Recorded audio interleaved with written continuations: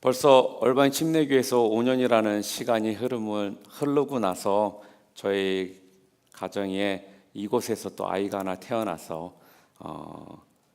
일남 이녀의 아버지로서 이곳에서 사역을 제가 했었습니다. 그런데 오늘 이렇게 마지막 설교를 하게 되니까 솔직히 이 강대상에 올라와서 말씀을 여러 번 증거했지만 항상 마지막이라는 단어가 붙으면 참 생각이 많아지더라고요.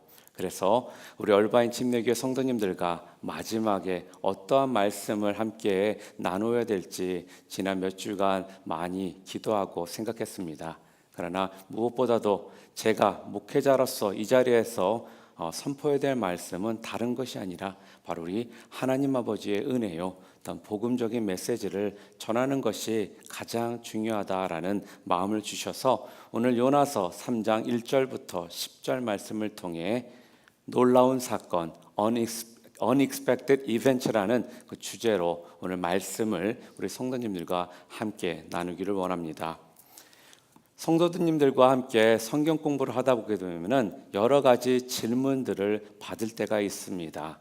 이것저것 많이 물어들 보십니다. 그러나 어떻게 보면 가장 자주 물어보시는 질문이 있는데 성경에 나와 있는 인물에 대한 질문입니다. 그 중에서도 그 인물 중에도 야곱이라는 사람에 대한 질문을 많이들 하셨습니다. 야곱은 어떤 사람이었습니까? 태어날 때부터 사기성이 농후했던 사람이었습니다. 형의 뒷발꿈치를 잡고 태어났고요. 또한 간사했고 거짓됐고 또한 못된 짓을 참 많이 했던 사람이 바로 야곱이었습니다. 그래서 성도님들이 이런 질문을 합니다. 목사님, 어떻게 이렇게 못된 인간이 하나님의 사랑을 받을 수가 있을까요? 라는 질문입니다. 그러나 이 질문의 대답은 굉장히 간단합니다. 바로 그것이 바로 복음의 정신이기 때문에 그렇습니다. 물론 야곱에게도 못된 점이 참 많았습니다만 좋은 점도 하나 있었습니다. 그것이 무엇이냐면 하나님을 추구하고요, 또한 하나님께 복을 받아야겠다라는 간절함, 그 사모함이 그에게 있었다는 것입니다. 그리고 하나님을 붙잡는 데는 못 말리는 그런 열정을 가지고 있던 사람이 바로 야곱이었습니다. 아마 그래서 하나님께서 그 모습을 보시고 반하셔서 그 야곱에게 축복을 해주지 않으셨나라는 생각을 해보게 됩니다. 우리가 성경을 읽다 보면요, 이렇게 우리의 생각과 또한 예상을 완전히 벗어나는 사건들을 접할 때가 있습니다. 그 중에서도 요나서가 바로 그러한 책입니다. 요나서 1장에 보게 되면 요나는 전혀 예측 불가능한 행동을 하게 됩니다. 무엇이었냐면 하나님께서 요나에게 느느웨로 가서 외치라라고 명령을 하셨습니다. 그런데 요나가 어떻게 했습니까? 그 명령을 정면으로 어기고 다시스로 도망을 칩니다. 그렇게 세상말로 개기다가 결국은 물고기 뱃속에 들어가는 신세가 되었다라는 것입니다. 이것 또한 예측 불가능한 사건이라는 것입니다. 도대체 우리 하나님께서는 어떻게 요나를 물고기 뱃속에서 3일 동안 넣어두실 생각을 하셨을까? 참 예측할 수 없는 그러한 이야기입니다. 또한 2장에서 보게 되면 요나가 회개를 합니다. 그랬더니 회개를 했더니 물고기가 콜택시처럼 목적지에다가 딱 데려다주고 토해내 버린다라는 거예요. 이것 또한 예상치 못한 사건이라는 것입니다. 특별히 오늘 본문 3장에 보게 되면요, 우리가 전혀 예상하지 못했던 두 가지의 사건에 대한 이야기가 나옵니다. 오늘 저는 그 두 가지의 사건을 통해서 참 좋으시고 또한 위대하신 하나님을 만나는 그런 은혜의 시간이 되기를 주님의 이름으로 축복합니다. 자, 그렇다면 오늘 본문을 통해서 우리들에게 보여주고자 하시는 놀라운 사건 첫 번째가 무엇이냐? 바로 예상치 못한 부르심이라는 것입니다. 무슨 말씀이냐면요, 세상에는 전과자라는 단어를 사용합니다. 이유가 어떠하든지 간에 전과자라는 딱지가 붙잖아요. 세상 사람들은 그 전과자를 경계합니다. 멀리합니다. 그것이 바로 세상의 원리라는 것입니다. 그러나 우리 하나님께서는 그렇지 않으셨다라는 것입니다. 오늘 본문을 보게 되면요, 하나님께서는 한번 도주 전과가 있었던 요나를 다시 부르십니다. 그리고 그에게 사명을 맡기셨다라는 거예요. 오늘 보면 1절과 2절 말씀 함께 보시겠습니다. 여호와의 말씀이 두 번째로 요나에게 임하니라. 이르시되 일어나 저 큰 성읍 느느웨로 가서 내가 네게 명한 바를 그들에게 선포하라 하신지라라고 성경은 지금 말씀해 주고 있습니다. 하나님은 왜 도대체 실망을 안겨주었던 이 요나를 구차하게 다시 부르셨을까요? 하나님에게는 사람들이 없었습니까? 아니요, 사람들이 많이 있었습니다. 그럼에도 불구하고 하나님은 요나를 또 부르셔서 끝까지 그에게 사명을 맡기신 이유가 무엇이라고 여러분들은 생각하십니까? 그것은 다른 것이 아닙니다. 우리 하나님께서는요, 한 번 점 찍은 사람은 절대로 포기하지 않으시는 분이 바로 우리 하나님이시라는 것입니다. 한번 모세를 한번 생각해 보시기 바랍니다. 모세는요 40년 동안 광야에서 양을 치는 그런 삶을 살았습니다. 그래서 전에 40년 동안 애굽의 왕자로서 살았던 그 삶은요 이제 희미한 기억으로만 남아 있습니다. 그리고 모세는 사람들이 알아주지도 않는 그러한 모습 가운데 있었던 사람이에요. 그리고 나이가 80이라는 나이가 들었던 사람인데도 불구하고요 우리 하나님께서는 그 모세를 부르셨다라는 겁니다. 하나님께서 모세를 찾아가서 이스라엘을 구원하라고 말씀하십니다. 구하라고 말씀하십니다. 그러면서 바로에게 가서 바로를 만나서 얘기하라고 말씀을 하셨다라는 거예요. 그런데 모세는 거기에 대해서 어떻게 반응을 합니까? 나는 못 갑니다. 나는 혀가 뻣뻣합니다. 나는 말재주가 없습니다. 저는요 40년 동안 광야에서 양을 치던 사람이기 때문에 제가 할 수 있는 것은 아무것도 없습니다. 저는 못합니다 라면서 자기 자신을 자학하고 몇 번을 못 가겠다고 버텼던 사람이 바로 모세였다라는 겁니다. 하나님이 그런데 어떻게 하셨을까요? 하나님이 그 모세를 포기하셨습니까? 우리 하나님께서는 그 모세를 포기하지 않으시고 그를 보내셨다라는 것입니다. 또한 여러분이 잘 아시는 베드로는 어떻습니까? 3년 동안 예수님을 따라다녔던 예수님의 제자였습니다. 그러나 스승이 죄 없는 상황 가운데 놓이게 됐는데도 그 스승을 모른다고 부인했습니다. 자기 목숨 살겠다고 주랭랑을 쳤던 사람이 바로 베드로라는 거예요. 이 베드로는 정말 비겁한 인간이었습니다. 그런데도 불구하고 주님께서 이 베드로를 포기하셨습니까? 아니요. 주님께서는 베드로를 포기하지 않으시고요 벳세다 바닷가에 가셔서 요한의 아들 시몬아 내가 나를 사랑하느냐 내 양을 먹이라 라면서 그를 주님께서 들어서 사용하시더라는 것입니다. 이런 분이 바로 여러분들과 제가 믿고 있는 우리 하나님이십니다. 여러분은 어떠십니까? 여러분의 과거에 부끄러운 그런 일들이 없으십니까? 얼마든지 우리 가운데 그러한 부끄러운 일들이 있을 것입니다. 도저히 하나님 보시기에 가망이 없는 전과도 우리 가운데는 충분히 있을 수 있습니다. 그럼에도 불구하고 오늘까지 여러분과 제가 망하지 않고 지금까지 온 것은요 바로 하나님의 특별 은총임을 여러분들이 믿으시기 바랍니다. 하나님은요 우리가 범죄하고 또한 우리가 100번이라도 회개하고 돌아오잖아요. 그러면 우리의 모든 죄들을 주님께서는 덮어주신다라는 겁니다. 그리고 우리에게 다시 기회를 주시는 분이 바로 우리 하나님이시라는 것입니다. 이것이 바로 우리의 예상을 뛰어넘는 바로 하나님의 부르심이라는 말씀입니다. 여러분 세상은요 과거가 있는 자를 기회를 잘 주지 않습니다. 그런데 우리 하나님은 그렇게 하지 않으시는 하나님이시기에 여러분 감사하시기 바랍니다.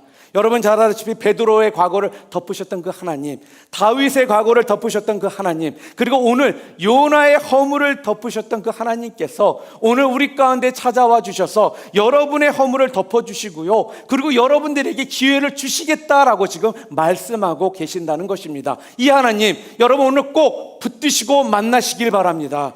또한 우리 자신들에게 좀 놀라운 그러한 사건이 또 오늘 성경에 나오는데요. 무엇이냐? 우리의 예상을 완전히 뒤집는 그러한 사건이 또 하나 나옵니다.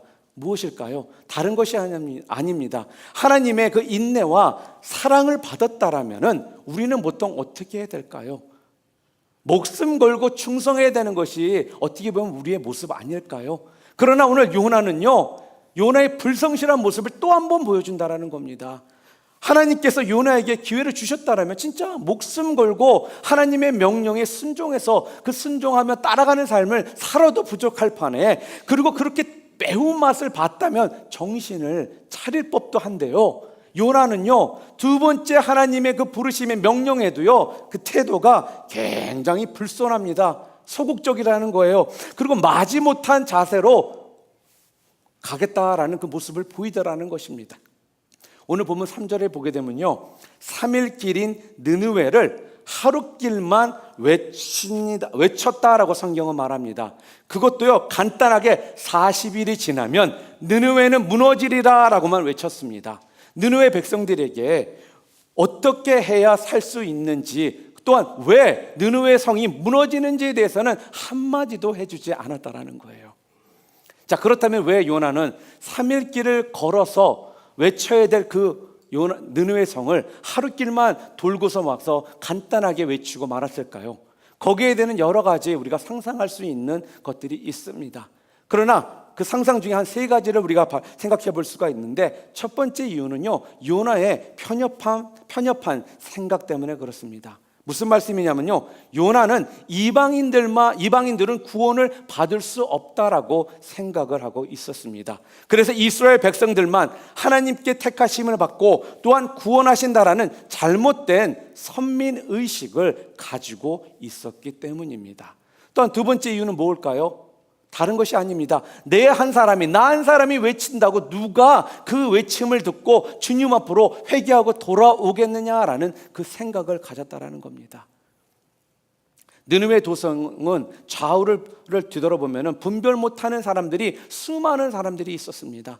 그런 사람들을 바라보면 나 혼자 떠든다고 해서 저 중에 몇 사람이나 하나님 앞에 회개하게 돌아오겠느냐라는 이러한 불신앙적인 생각을 가졌기 때문에 요나는 느느웨에 가서 3일 동안 해야 될 일을 하루 만에 간단하게 해버리고 말았던 것입니다. 그리고 마지막으로 3번째 이유가 무엇이라고 생각하십니까? 다른 데 있지 않습니다. 바로 느느웨가 망하기를 기대하는 마음이 그에게 있었기 때문에 그렇습니다. 그 이유는 다른 것이 아닙니다. 느느웨는 적국의 수도요, 어떻게 보면 이스라엘을 계속적으로 괴롭혔던 그러한 존재였습니다. 그렇기 때문에 그들이 망해야 되는 것이 마땅하고 당연하다라는 생각을 그가 가지고 있었다라는 거예요. 사랑하는 성도 여러분, 혹시 오늘 본문에 나오는 이 요나의 이 태만한 이 모습이 여러분들과 저의 모습은 아닌가요? 우리에게 이익이 걸린 문제는요, 죽기 살기로 힘쓰지만 하나님이 우리를 믿고 맡긴 사명은 대충 감당하고 있지는 않으십니까? 그러면서도 내가 하나님의 그 사명을 잘 감당하고 있다라면서 자위하고 있지는 않으십니까? 성도 여러분, 이렇게 영적으로 무디고 사랑도 없고 하나님의 마음을 조금도 헤아리지 못한 이 요나를요, 우리 하나님께서는 끝까지 포기하지 않으시고요, 그를 주님께서 들어 사용하시더라는 것입니다. 이런 분이 바로 여러분과 제가 믿고 있는 우리 하나님 아버지이시라는 것입니다. 더 놀라운 것은 이런 요나를 하나님께서 사용하셨던 것처럼, 쓰셨던 것처럼 여러분들을 하나님께서 지금 쓰시겠다라고 말씀하고 계십니다. 그렇기 때문에 우리는요, 나의 그런 죄된 모습, 연약한 모습, 비겁한 모습에 쌓여가지고 그 박스 안에서 못 나온 상태에 내 자신만 계속 정죄하는 이런 모습 가운데 살지 마시고요, 그러할지라도 나를 사랑하시고 나를 포기하지 않으시는 그 하나님을 바라보시는 그러한 축복이 여러분들 가운데 임하시기를 주님의 이름으로 축원드립니다. 또한 두 번째 놀라운 사건, 오늘 본문을 통해 우리들에게 보여주고 계시는 사건이 무엇이냐? 다른 것이 아니라 바로 예측 못한 회개 운동이라는 것입니다. 40일이 지나면 느느웨는 무너진다라고 요나의 그 하루길 외침에 느느웨는 어떻게 바뀌었습니까? 회개하는 놀라운 역사가 생기기 시작했다는 겁니다. 이것 또한 예상하지 못했던 사건이었습니다. 요나가 외쳤던 경고의 메시지 하나가요, 이토록 엄청난 결과를 가지고 오리라고는 아무도 생각을 못했다라는 것입니다. 오늘 보면 5절과 6절 말씀을 보겠습니다. 느느웨 사람들이 하나님을 믿고 금식을 선포하고 높고 낮은 자를 막론하고 굵은 베옷을 입은지라 그 일이 느느웨 왕에게 들림에 왕이 보좌에서 일어나 왕복을 벗고 굵은 베옷을 입고 제위에 앉으니라 라고 성경은 말합니다. 어떻게 되었다고요? 느느웨 백성들이요 하나님을 믿습니다. 그리고 금식을 선포합니다. 남녀노소를 불문하고 굵은 베옷을 입었습니다. 그리고 왕도 왕복을 벗고요 굵은 베옷을 입고 회개를 했다라고 지금 성경은 말씀하고 있다라는 겁니다. 세상에 이런 결과를 누가 기대했겠습니까? 아마 많은 경우 요난을 보고 웬 정신 나간 놈이 저렇게 떠들고 있느냐라고 사람들은 아마 외치고 아마 그를 무시했을 것입니다. 또한 나라의 치안을 위협하는 불순 세력이라 해서 그를 붙잡아 가두었을 수 있었습니다. 만약에 오늘날 이러한 모습이 진짜 발생한다면 한번 가정해 보도록 하겠습니다. 제가 서울에 가서 서울 시민들을 향해 40일이면 서울이 무너질 거라고 제가 소리치고 외쳤다라면 사람들이 저를 보고 어떻게 생각을 했을까요? 아마 이렇게 손을 펴했을 겁니다. 정신 나간 사람 아니면 미친 사람, 정신병원에 보내야 될 사람 아니냐라고 생각하는 사람들도 있을 것이고요. 또한 제가 간첩이라고 생각해서 저를 경찰에 신고하는 사람들도 분명히 있었을 거라는 것입니다. 그런데 느느웨는 그렇지 않았다라는 것입니다. 저놈이 간첩이다라고 소리친 것이 아니라요 그 느느웨에서 그가 짧은 4마디를 외쳤음에 불구하고 그 짧은 4마디를 듣고 느느웨 백성들이 놀라운 전 국민이 회개의 역사가 회개의 운동이 벌어졌다라는 것입니다. 사랑하는 성도 여러분, 이러한 일이 단지 성경의 옛날 먼 옛날 그렇게 발생한 일이라고 여러분들은 생각하십니까? 이러한 일들이 지금 여러분들과 제가 살고 있는 이 시대에서 계속적으로 역사적으로 일어나고 있었다라는 것입니다. 여러분이 잘 아시는 웨일리의 회개 부흥 운동도 마찬가지입니다. 한 목사가 탄광촌에서 그 교육도 못 받은 사람들과 함께 기도했더니 그 사역을 통해서 놀라운 회개의 부흥의 역사가 일어나 전 영국이 회개하게 되고 그 회개의 역사가 전 세계까지 번졌던 것처럼 또 우리가 살고 있는 이 지역의 아주사 거리에서 그 부흥의 운동도 여러분들 기억하고 있지 않으십니까? 1900년도에 이런 일들이 계속적으로 일어나고 있다는 것입니다. 그러나 우리 하나님께서는 우리 한 사람을 통해 그러한 놀라운 역사를 주님께서는 펼쳐 보이시기를 원하신다는 것입니다. 그러기 위해서 우리는요 이 하나님을 우리는 믿어야 된다는 겁니다. 그리고 우리 하나님께서는 절대로 나를 포기하지 않으시는 분이라는 사실에 대해서 조금의 의심도 하지 마시기를 바랍니다. 우리 하나님은요 여러분들을 사용하셔서 영광 받으시기를 원하시는 분이 우리 좋으신 하나님이십니다. 그리고 느느웨 성을 한번 생각해 보시기를 바랍니다. 느느웨 성이 그냥 조그만 성이 아니었습니다. 느느웨 성이요 지금으로 말한다면은 그 높이가 30m 정도 됐다고 합니다. 아파트 10층 이상 높이의 그런 높이였고요. 또한 그 폭은요 전차 세대가 동시에 달릴 수 있을 만큼 넓었다고 합니다. 그리고 그 둘레에 보초들을 세우기 위해서 그러한 성벽들이 있었는데 그게 1500개 정도가 세워져 있는 그러한 성이었습니다. 그리고 전체 둘레가 장장 60마일 정도 되었다고 합니다. 사람이 하루를 걸으면 한 20마일을 걸을 수가 있거든요. 그러니까 요나가 열심히 3일을 걸어야지만 그 전체를 한 바퀴 돌 수 있는 그러한 어마어마한 성이었다라는 겁니다. 그 당시 인구가 100만 명이 넘었다라고 성경학자들은 말을 합니다. 그리고 2800년도에 이러한 성이 존재했다는 것 자체만으로도 불가사의한 일이다라고 그런 학자들은 말을 합니다.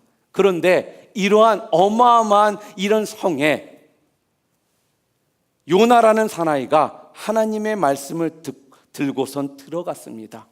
한번 상상해 보시기를 바랍니다. 요나가 지금 어떠한 몰골일까요? 물속에 뱃속에서 3일 동안 있었습니다. 아마 뻘겋게 익었을 거예요.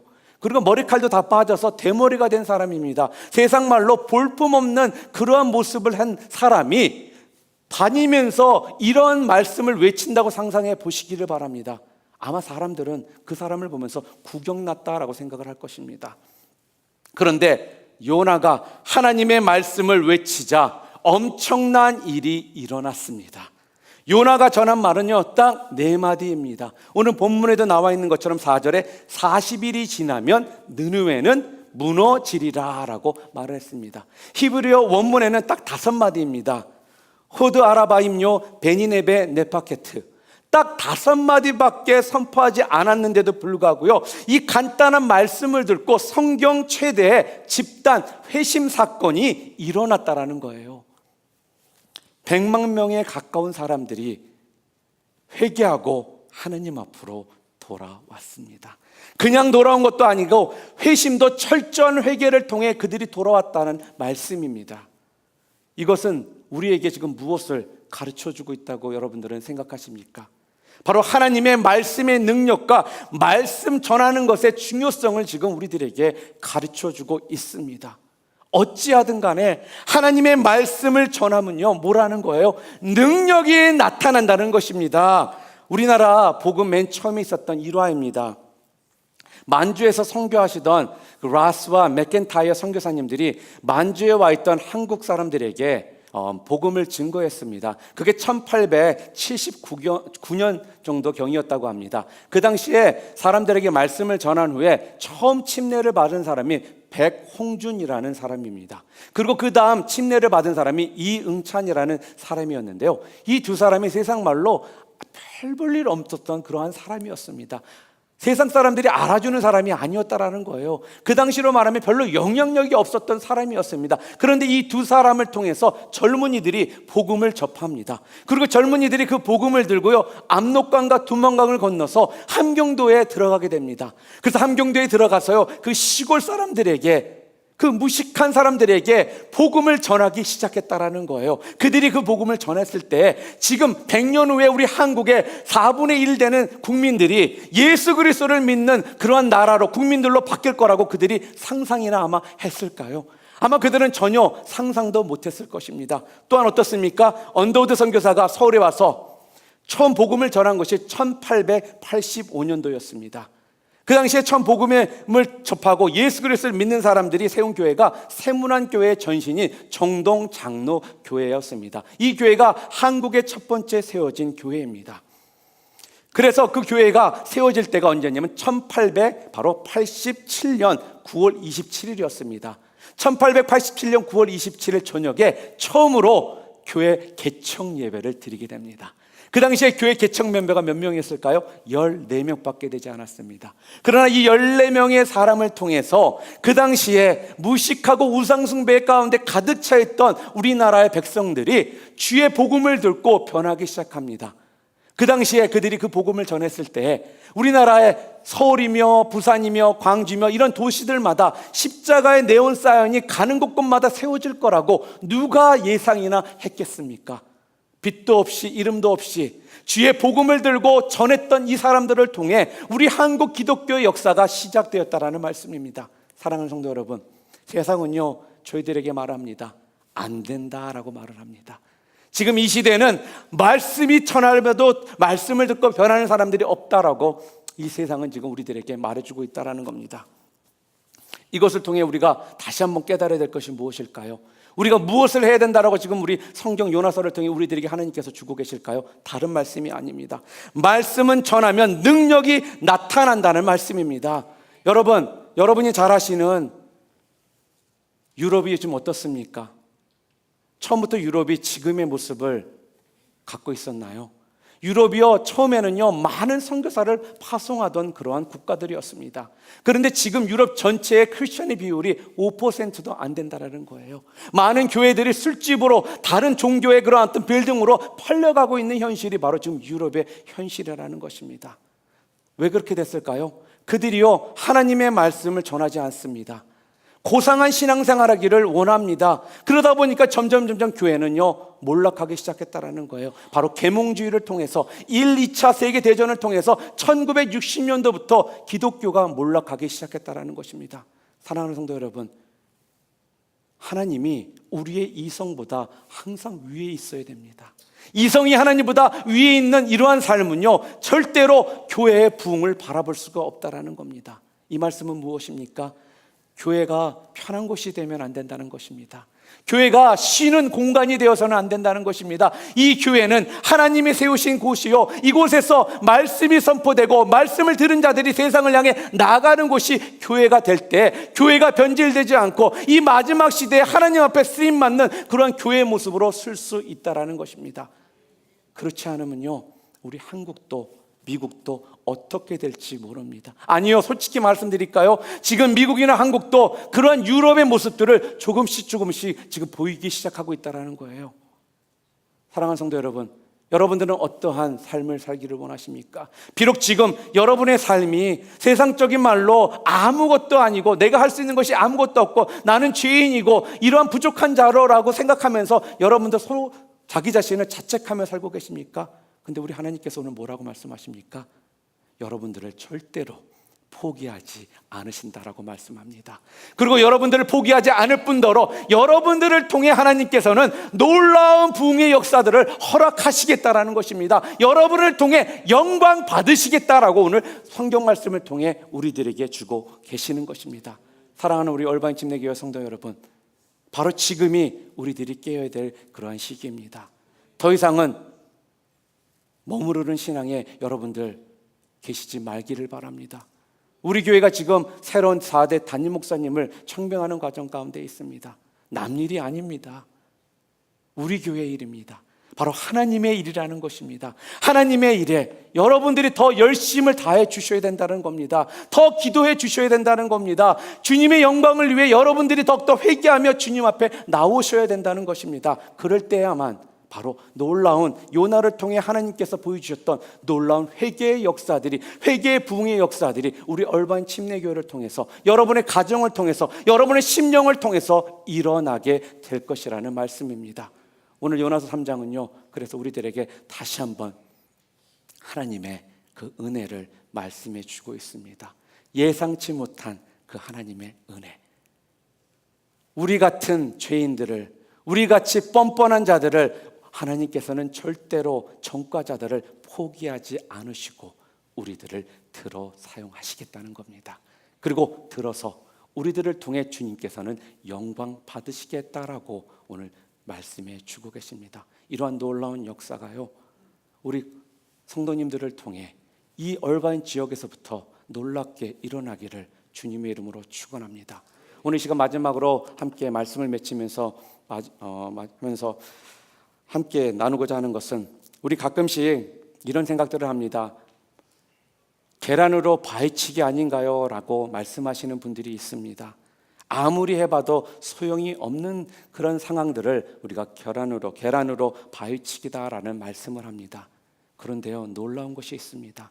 다윗이 골리앗을 물리칠 수 있었던 것도요 바로 계란으로 바위치기였습니다. 그런데 우리 하나님께서는 계란으로 바위를 칠 수 있다라고 말씀하십니다. 무슨 말씀입니까? 그 계란으로 바위가 쪼개질 수 있는 놀라운 역사가 우리들의 모습을 통해 일어날 수 있다라고 우리들에게 지금 말씀해 주고 계신다는 것입니다.